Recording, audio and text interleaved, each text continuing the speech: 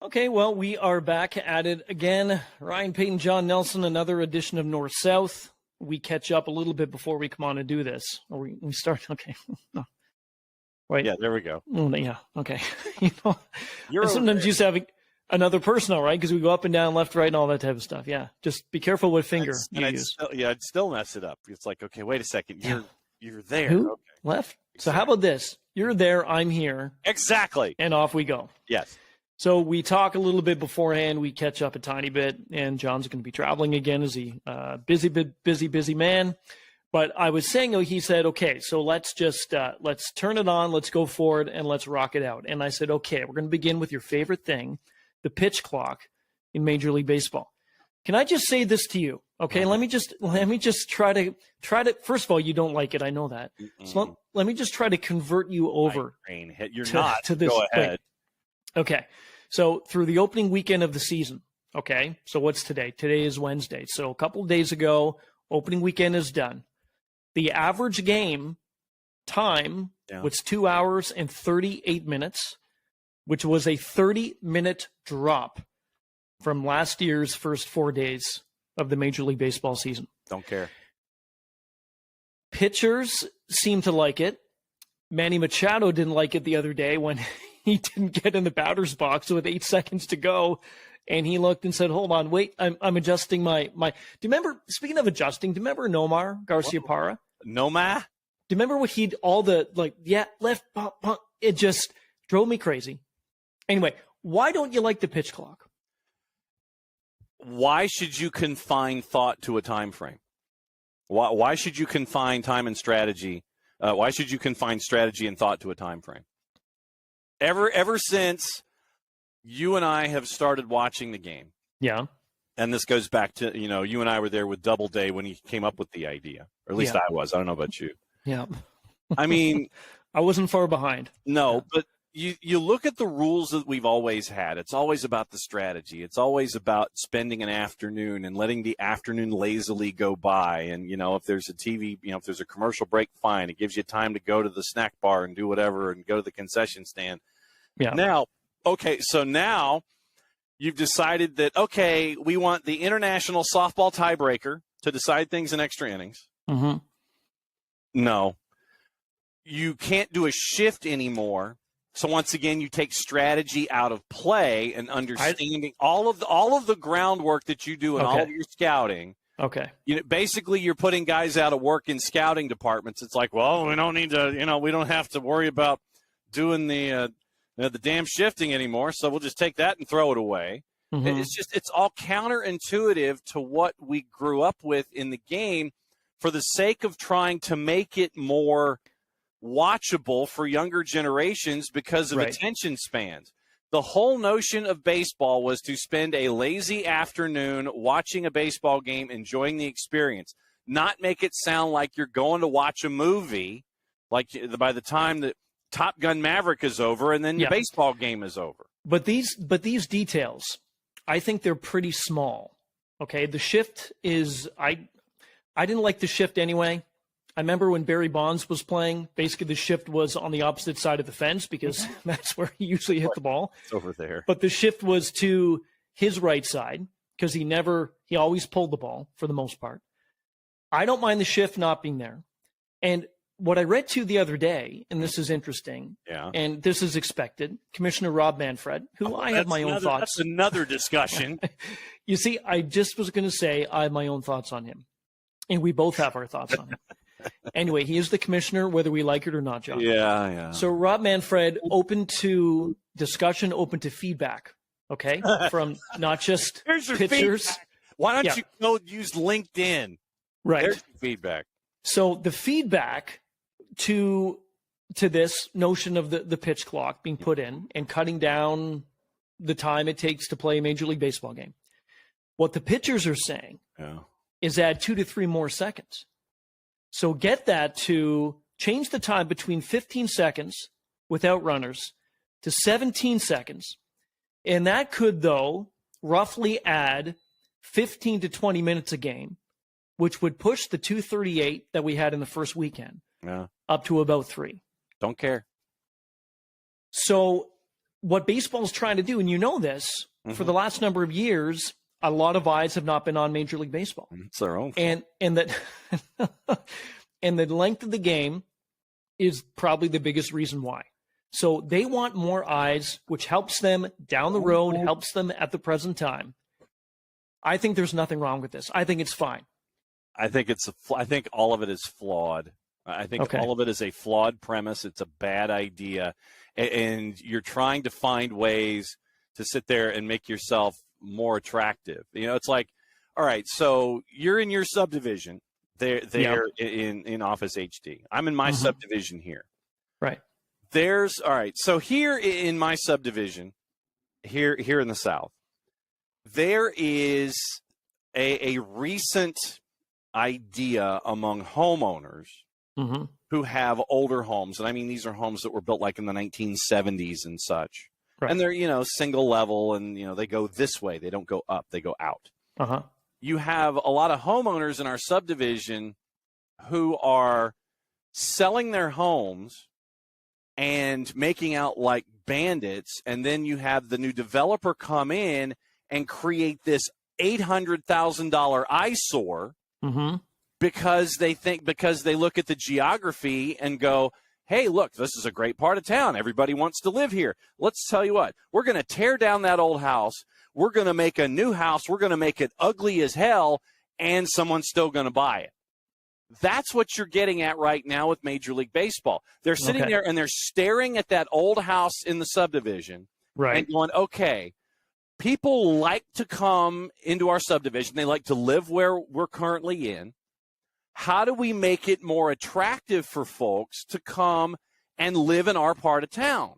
Hey, tell you what, let's take that 50-year-old house, buy it from the owner who wants to move on, and tear the house down, build a McMansion for like $300,000 or $400,000 more, paint it a really bad brown and black combination color, know that some sucker's going to come in and buy it. There always is. And what you've done is you sat there and you said, hey, I'm drawing folks to my subdivision by building a new home. Doesn't matter what it looks like. Doesn't matter what the color is. That's what you're getting with Major League Baseball. They're sitting there and they're looking at this. They live in this fantastic part of town. Okay. But then they want to sit there and say, hey, wait a minute. I don't like how that house looks. So I'm going to tear that part. I'm going to tear that part of the subdivision down, build a really ugly new home, and hope that someone's going to drop the $800,000 instead of the $450,000 and live in that new home. Quick answer: yes or no. Is this harming the game?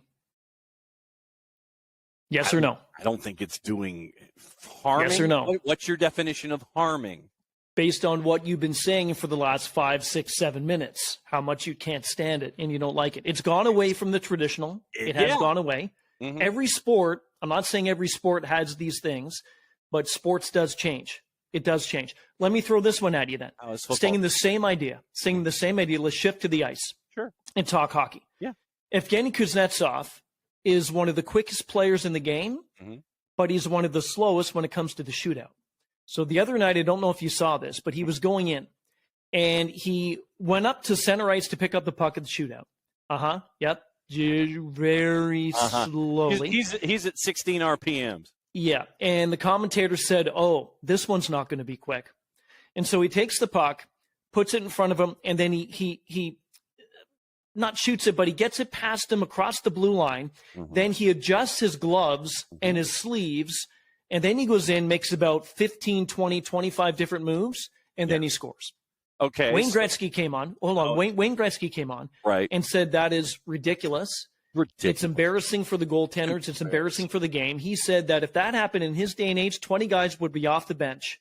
They'd be off the bench on Kuznetsov. Semenko would be first, I'm sure. Exactly. So he suggested, and look, when 99 speaks, they listen. Yeah. He suggested putting in a shot clock. 8, 9, 10 seconds you have from center ice to the goaltender to get the shot off. I think what Kuznetsov does, I'm fine with all the skill. I get it. And I know that a lot of times you come in full tilt. The goalie is, I think, able to read it a bit more than you come in slow and you make a whole bunch of moves. He doesn't know where he's going. So I understand that. It's to your advantage. The shootout is to the advantage of the shooter. It's not to the advantage of the goaltender. But I will say this. You've got the fastest paced game in the world, and then you shut it down like that. I would not be opposed, and I'd be in favor of putting in a shot clock. You're also dealing in a confined space, and the thing about hockey, and I get where Gretz is coming from in this. I did not send you that email. No.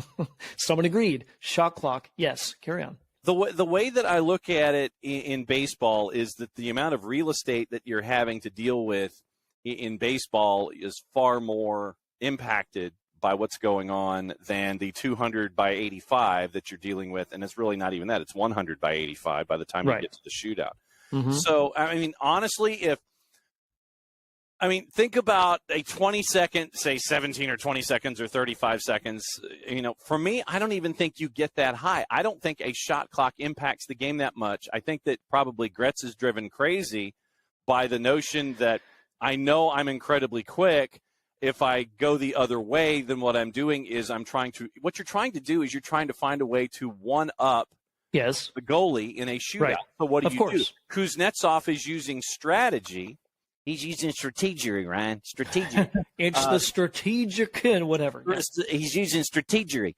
He's employing strategy, and this goes back to baseball too, but I'll finish my hockey point. Mm-hmm. So Kuznetsov uses strategy by going 180 degrees from who he is to try and impact a game in a positive way. Mm-hmm. In baseball, what they're doing is they're taking the strategy away from the implementation of the game, and you're now seeing games quicker and whatever. You're now the length of a movie. Right. I think that strategy in different sports can go different ways. I don't mind Kuznetsov slowing it down to 16 RPMs to try to sit there and figure out what to do in a hockey shootout. What I do mind is when you sit there and make all these different rule changes like we're seeing in baseball to try bigger bases. What the hell is that? Yeah, I'm with you with that one. No, when I saw that and read that. What you're doing is you're trying to promote offense by having larger bases. You're trying to promote, I don't know what, by making sure that you're taking away any kind of a shift defensively, but you're taking away defensive strategy. So once again, you're trying to promote offense in this way. And by forcing pitchers to have to release a ball within 17 seconds or so, once again, you're trying to promote offense and make something shorter when you may end up making games longer because you have more offense in play because of all of these different ideas that you're trying to do until you get to the 10th inning. Then you employ the international softball tiebreaker rule in trying to get something over. So you're trying to, in the first 9 innings of a baseball game now, you're trying to promote all of these different things to promote offense. But then you get to the 10th inning, we got to go home. We're going to be late for our flight. We're going to be late, all of these different things. And then you get to the 10th inning and then you're like, we got to get this over with. Don't be gone too far. We'll go softball. I mean, it's just, I don't mind strategy, but what you're doing in baseball is you're slanting things toward offenses. In hockey, if Gretz got his way, and I'm sure he will probably in the next couple of seasons, that they probably will get a shot clock in there, probably 30 seconds as a starter. Then what you're doing is I think what you're doing in that aspect is you're helping defense. By forcing the offensive player to make a decision within a time frame, you're trying to rush his thought.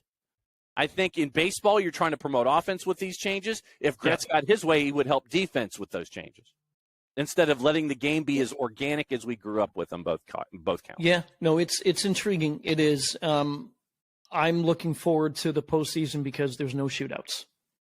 Just let keep them on play playing. Forever. Play 60 and then play another 20, another 20, another 20 if you need to. So there's no shootouts, nothing at all. I still, though, would like not a 5-on-5 in overtime in the postseason. I'd be fine with a 4-on-4. I know playoff hockey is exciting. A 3-on-3 would be too little. Yeah. But a 4-on-4, I would like to see a 4-on-4 hockey in OT in the postseason. I don't think, well, I'm not going to say I don't think. I know games would not go as long as, say, a 5-on-5 overtime game. It may change, but I'd be fine with that 4-on-4. Speaking of, playoff pitcher, I know. You're all about the tradition, right? You're all about the keep it simple, don't mess with the rules.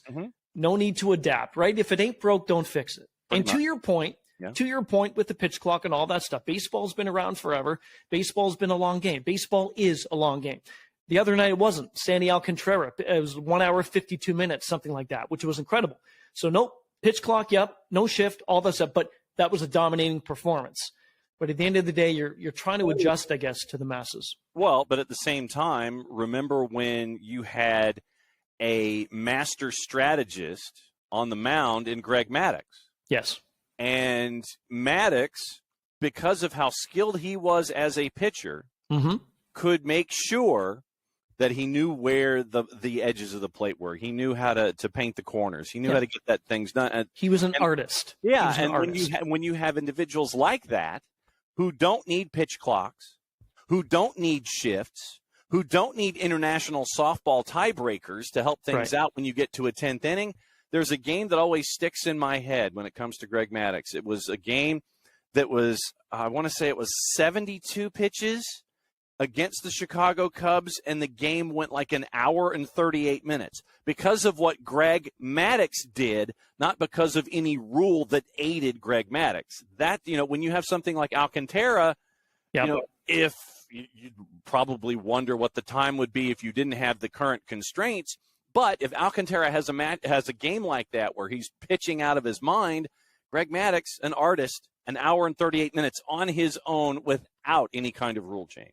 Yeah, I'm looking at it, and it was 1997, July 22nd, 78 pitches. 78 pitches. Threw strikes 83% of the time. Went to a 2-ball count twice. I mean, you want to talk about complete domination, right? That to me, you can throw as fast as you want in Major League Baseball. There's guys that throw 100, 104, 105, whatever it is. Yeah, that's sexy. I understand. But pitching is an art. And those the Atlanta Braves, you mentioned Maddux. I'm glad you did, because remember Tom Glavine, Steve Avery, Greg Maddux, John Smoltz, one of the best rotations in baseball and baseball history. And none of those guys, even back then, they're not throwing 98, 99, 100 every pitch. What they're doing is they are painting the corners. They're creating art. And you don't have to throw a ball a million miles an hour to make it work. So anyway, we'll see. You don't need rule changes either. I know you don't. Hey, any interest in the Masters and the PGA players, making amends and some strained relationships with the Live Golf? I don't think that they're. Let's put it this way. It's probably going to be a Monday finish because the weather down here is the weather that's coming here is the weather that you're currently experiencing right now. It's terrible. Yeah, it's terrible. So what you're experiencing now as we're talking is what we're going to be getting over the weekend. Don't be surprised if it's a Monday finish. First time in probably 40 years, I think it would be a Monday finish. Augusta National as an entity is going to do what Augusta National damn well wants. When you go and cover the tournament, and I covered 6 of them, first off, you go to the gift shop. You are going to put a dent in your bank account. Your credit card is going to come out smoking. Yes. But you will have taken care of every person on your Christmas list without hesitation, and they will love you for it. Right. Literally, every year I would go, I'm dropping $300-$400 like that and getting gifts and everything. Augusta National is going to do whatever they damn well want whenever they do it. When you go, it literally is like stepping back into the 1950s and 60s. It is yes sir, no sir, yes ma'am, no ma'am, thank you. That is just how it is. Literally, you go through the tree line and you're transported back, 60 years in time because of how the presentation is there. Right. Augusta National, I mean, it's more what the PGA Tour is going to sit there, and the PGA Tour and all of the other tours that are naturally attracted and in the same orbit as Augusta National. When the Masters Week comes up, all these other tours, despite what they may feel about LIV, yes sir, no sir, yes ma'am, no ma'am, thank you. No, I know. Yeah. That is exactly what it's going to be this entire week. And whatever Augusta National wants to do and whomever they want to invite, they are going to invite. They're in control. And it is what's the PGA Tour, what's the US Golf Association going to sit there and tell Augusta National. You can't do that. And Augusta National will be like, okay, fine. Yeah, whatever. Be a part of your tour anymore. We don't care. Yeah. We'll do our own thing. Not that this is anything and means anything, but it is part of the whole story about Liv in the PGA and playing at Augusta, playing at the Masters. Back in 2020, some of the featured guys in, the first groups, right? The first groups off, those are the featured ones on Thursday and Friday specifically. Some of the ones that were featured in 2020, Bryson DeChambeau, Louis Oosthuizen, Bubba Watson, Brooks Koepka, Lee Westwood, Henrik Stenson. In 21, Dustin Johnson, Brooks Koepka, Phil Mickelson, Patrick Reed. In 2022, I'm just going to throw Oosthuizen, Brooks Koepka. Nobody from the Live Tour is featured in round one. Some of the featured groups on Thursday: Tiger, Victor Hovland, Xander Schauffele, JT going at it with John Rahm, Cameron Young, Scotty Scheffler, Max Homa, Sam Bennett. So to your point, Augusta and the Masters is saying, well, we're in charge here, and this is what we're going to do. That to me is saying that, yes, there's some great golfers on the Live Tour. There is. Say what you want about the tour, but there's some really good golfers on that tour. But that's the Masters saying to me, that's fine. We still support the PGA before you, and we're the Masters and we're Augusta. To your point, we're doing what we want to do. Yeah, and there's an article for those that subscribe to The Athletic. So requested reading would be Jeff Schultz's column about the tournament in Augusta, and he caught up with folks that are attached to 9/11 groups and the whole notion of sports washing, which is what they're doing. This literally is what LIV is doing, and there's a concern from 9/11 families about what Augusta National is or isn't doing when it comes to showing support and all these kinds of things for this particular tournament. Just to give you an idea, the head of one of the 9/11 groups, 9/11 Families United, Terry Strada, lost her husband on 9/11. The other head is Matthew Bochy, who lost his father as well. Tom Strada, John Bochy killed once again when the terrorists flew the planes into the Twin Towers at the World Trade Center. Terry Strada, Matthew Bochy spoke at an Atlanta media session ahead of the Masters. Terry Strada had a conversation. She first sends a letter to Augusta National Chair Fred Ridley asking for a meeting. Strada and Ridley spoke briefly by phone. And Strada said it was a respectful conversation. He wanted me to understand his side as a person making those decisions. I didn't agree with him, but he was entitled to his opinion. Ridley, and this is Jeff Schultz, he says, Ridley no doubt hopes and likely is correct that once tournament play begins Thursday, the competition will dominate the news cycle. The controversy surrounding LIV golfers fades into the background. This is how it works. Sometimes we become numb to how wrong something is because, well, look at that chip on 16. And so Strada and Ridley agreed to keep their conversation private. She got to get her point across on how 9/11 families feel, what it does to their fight for justice to give the Saudis a platform to try to sports wash their guilt and their participation in murdering thousands of Americans. So that was her conversation that she had with Jeff Schultz about it. And wow, it is a delicate dance for Augusta National. And you have all of these different chainsaws in the air if you're Fred Ridley, the chairman of the golf club. And you're trying not to deny having the most talented players in your sport challenging for one of the most hallowed trophies in your sport. And then how do you sit there and navigate that whole idea of LIV and Saudi Arabia and sports washing? I know. And all of these different things are in play. Will I watch it? Probably. Will I watch it on Sunday? Absolutely, because it's for sure. Sunday. Well, actually, I should say I'll listen to it Monday when I'm driving home, or we'll be home. When you and I get back on Monday. And so, it's a delicate dance for Augusta National, but at the end of the day, Augusta National is going to do what they think is best for business. Yeah, they are. Tiger's there. Rory's there. Tiger looks good, but I certainly don't think that he's going to be there on Sunday or Monday. Would be great if he is at some point, but we'll see. Soccer, more close to your home and heart. So we all know what Cristiano Ronaldo signed that baby. Yep. Massive deal with Al Nassr in the kingdom. So according to A certain transfer market expert in the Saudi Gazette, they reported that Lionel Messi has received that huge offer, John, of $438 million to go across town to the rival. Right. So are you surprised? First of all, Messi says, and I think this is the right thing to do. He says, quote, "It's my absolute priority to carry on playing in Europe, not join Ronaldo."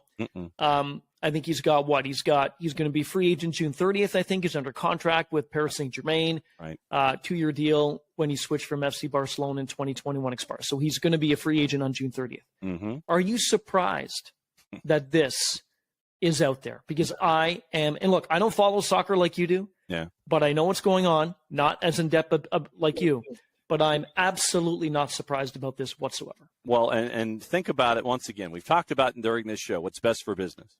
Right. Lionel Messi is an ambassador for Visit Saudi Arabia.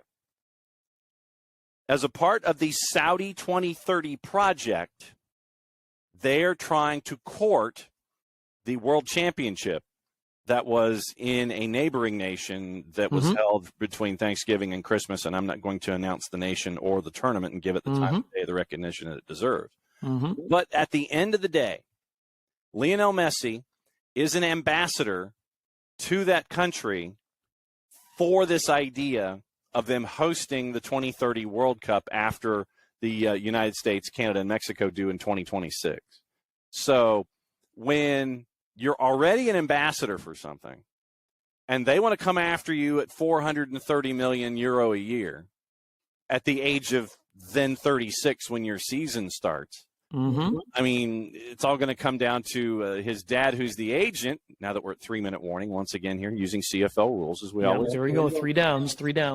So I think that, I mean, and there's talk about him coming to Major League Soccer and being a part of things at Inter Miami, but then you would have to probably reorganize your entire salary structure.